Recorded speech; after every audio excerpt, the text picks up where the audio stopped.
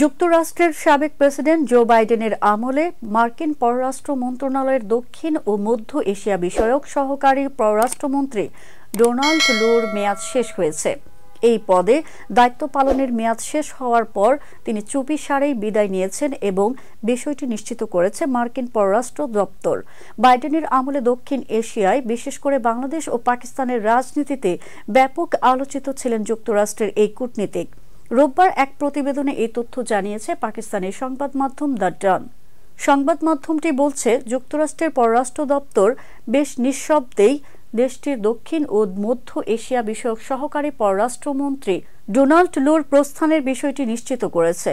নতুন president Donald ট্রাম্পের শপথের ৩ দিন আগে গত ১৭ জানুয়ারি সহকারী পররাষ্ট্রমন্ত্রী হিসেবে তার মেয়াদ সম্পন্ন হয়।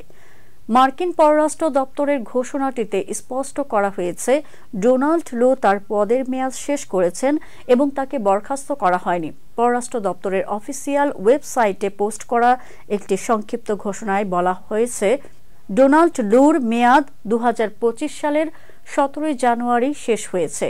সহকারী পররাষ্ট্রমন্ত্রী হিসেবে দায়িত্ব পালনের সময় ২০২১ সাল থেকে ২০২৪ সালের মধ্যে যুক্তরাষ্ট্রের শীর্ষস্থানীয় এই কূটনীতিক দক্ষিণ এশিয়ার দেশগুলোর রাজনীতিতে বেশ আলোচিত নাম হয়ে উঠেছিলেন।